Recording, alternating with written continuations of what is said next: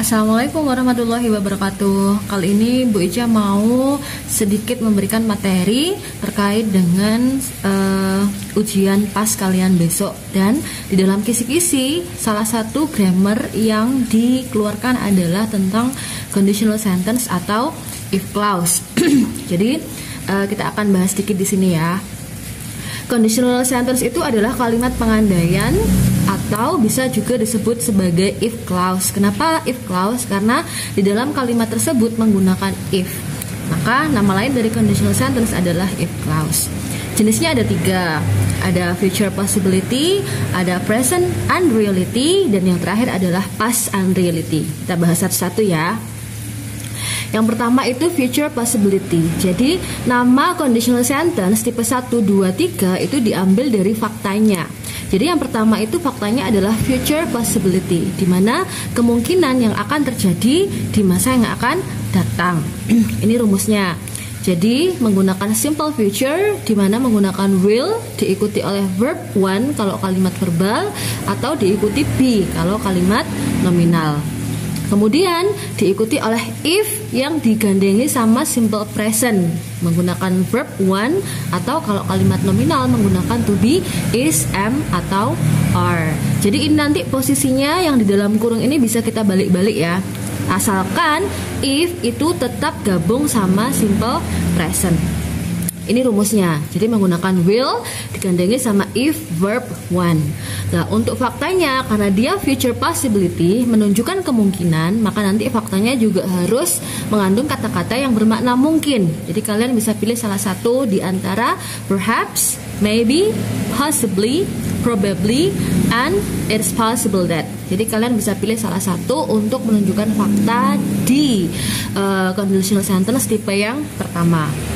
Contohnya, I will take the job if the salary suits me. Jadi kalau kita lihat di sini, I will take the job. Will di sini menggunakan model one, model yang pertama atau will. Kemudian diikuti oleh if yang diikuti oleh simple present menggunakan verb one. Biasanya tipe soalnya itu adalah what does the sentence mean? Makna dari kalimat itu apa? Nah, karena ini faktanya berupa kemungkinan, maka faktanya adalah I probably take the job. Jadi aku mungkin mengambil job tersebut, mungkin juga tidak. Jadi itu fakta untuk kalimat pengandaian tipe yang pertama. Nah, biasanya tipe soal yang kedua itu nanti kalian akan disuruh melengkapi antara model dan juga verb. Ya, jadi nanti caranya gampang aja sih sebenarnya. Kalau tipe 1 itu pasti menggunakan M1. M1 itu adalah model bentuk yang pertama atau model present. Di sini will digandengi sama verb 1 yaitu suits. Gitu. Jadi untuk tipe yang pertama itu menggunakan M1 diikuti oleh verb 1. Faktanya berupa kemungkinan. Untuk tipe yang pertama. Jelas ya insya Allah. Terus kita lanjut ke tipe yang kedua, di mana namanya adalah present unreality. Jadi nama present unreality ini diambil dari faktanya juga, di mana unreality itu tidak mungkin terjadi ya. Jadi antara pengandaian sama fakta itu berlawanan, alias tidak terjadi dan terjadinya dan tidak terjadinya itu saat ini. Jadi menggunakan orientasi waktu present. Jadi kalau kita lihat rumusnya di sini untuk tipe yang kedua itu past future, di mana past future itu rumusnya would diikuti oleh verb one atau be. Kemudian diikuti oleh if simple past. Simple past di sini menggunakan verb 2. Kemudian kalau kalimat nominal to be yang dipakai adalah were. Ini kalian catat ya. Jadi untuk to be yang dipakai dalam conditional sentence tipe yang kedua atau present unreality untuk semua subjek itu menggunakan to be were. Jadi to be was itu nggak dipakai untuk conditional sentence tipe yang kedua. Jadi were is used for all subjects. Were itu digunakan untuk semua subjek. I, you, they, we, he, she, it semuanya menggunakan were. Nah, untuk faktanya sendiri, karena seperti yang kita saya bilang di awal bahwa unreality itu berarti antara pengandaian dan fakta itu berlawanan atau tidak terjadi. Jadi the fact is contrary with the conditional sentence, kemudian it is in the form of simple present. Jadi faktanya bentuknya present unreality, bentuknya present dan berlawanan dengan conditional sentence. Contoh, I would take the job if the salary suited me. Jadi kalau kalian lihat di sini, kalimat pengandainya I would menggunakan model bentuk yang kedua, yaitu would.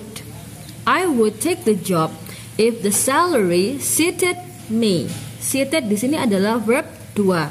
Jadi untuk conditional sentence tipe yang kedua, yaitu present unreality, rumusnya gampang ya. Kalau misalkan besok ada soal di mana tipe yang kedua itu kalau satunya menggunakan would ini kan M2, maka satunya atau gandengannya pasti menggunakan verb 2. Seperti itu untuk cara menghafalkan rumus ya.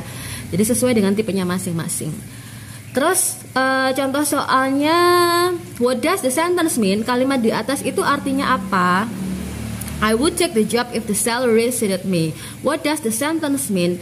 Artinya adalah apakah aku akan mengambil job itu? Nah, untuk yang tipe kedua karena dia unreality maka berlawanan, sehingga I don't take the job. Aku nggak ngambil kerjaan itu because the salary doesn't suit me. Karena gajinya tidak cocok, sehingga aku nggak ambil. Atau we can say in another word, I refuse the job, atau aku menolak pekerjaan tersebut. Kalau kalian perhatikan, conditional sentence-nya bentuknya pas. Ya, bentuknya pas, tapi faktanya itu bentuknya present. Jadi kalau tipe yang kedua memang seperti itu. Kalimat pengandaiannya bentuknya pas dan faktanya bentuknya adalah present. Dan jangan lupa maknanya berlawanan. Itu untuk tipe yang kedua. Jelas ya? Now we go on to the third part of conditional sentence. Tipe yang kedua yaitu past unreality. Kalau tadi adalah present unreality, terjadinya sekarang. Kalau yang ketiga itu past unreality, faktanya terjadi kemarin atau sudah lampau. Rumusnya di sini kalau kalian lihat, kalau past unreality atau type 3 itu menggunakan M3. M3 itu adalah would, have, and then followed by verb 3 or been. Terus kemudian diikuti if yang digandengkan dengan past perfect. Rumusnya adalah had followed by verb 3 or been, diikuti oleh verb 3 atau been. Sama halnya seperti yang tipe kedua, untuk fakta di tipe yang ketiga karena unreality berarti antara pengandaian dan fakta itu berlawanan alias tidak terjadi, dan it is in the form of past, harus berbentuk past karena kejadiannya atau faktanya sudah terjadi di waktu yang lampau. Contoh, I would have taken the job if the salary had suited me. I would have taken, di sini menggunakan M3. M3 itu adalah would have. Kemudian diikuti oleh if, gandengi sama had said it. Jadi benar ya, seperti sesuai dengan contoh di mana kalau menggunakan M3 maka gandengannya harus menggunakan had diikuti oleh verb 3. Itu untuk rumus conditional sentence tipe yang ketiga. Jadi tipe 3 menggunakan M3 kemudian diikuti if yang digandengi oleh had verb 3. Jadi kalau kalian menghafalkan rumus itu lihat aja tipenya. Kalau tipe yang pertama berarti menggunakan M1 diikuti oleh if verb 1. Maknanya kemungkinan atau probability dan seterusnya. Nah, kemudian kita ke soalnya ya. Jadi nanti biasanya ditanyakan tentang what does the sentence mean? Apa maksud dari kalimat pengandaian di atas? I would have taken the job. Aku akan mengambil pekerjaan itu. Itu pengandaiannya. Faktanya apa? Faktanya adalah I didn't take the job because the salary didn't suit me. Or in another word we can say I refused the job. Coba perhatikan pada penggunaan tenses, di mana untuk fakta dari tipe ketiga itu menggunakan simple past. Jadi kalian ingat-ingat ya, untuk pengandaiannya menggunakan past perfect, Untuk faktanya menggunakan simple past dan berlawanan alias tidak terjadi. Itu untuk tipe yang ketiga.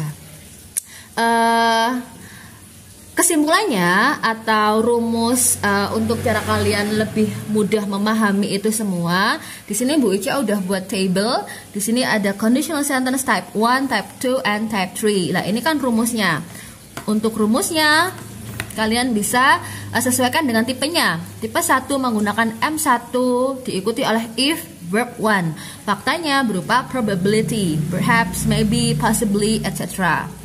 Untuk yang type 2, kalian bisa menggunakan M2 yang diikuti oleh if digandengin verb to atau were.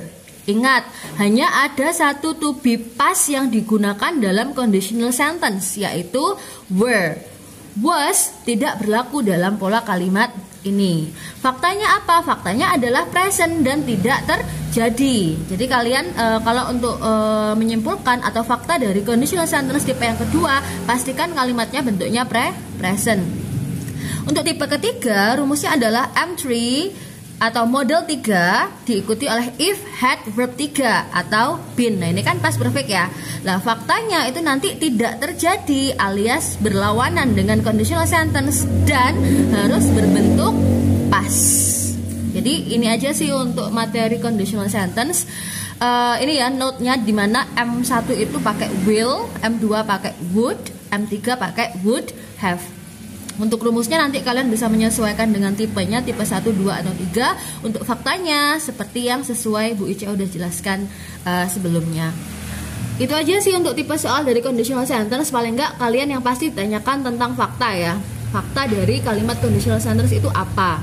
Terus yang kedua, itu biasanya kalian disuruh melengkapi model dan juga verb yang dipakai di dalam kalimat conditional sentence.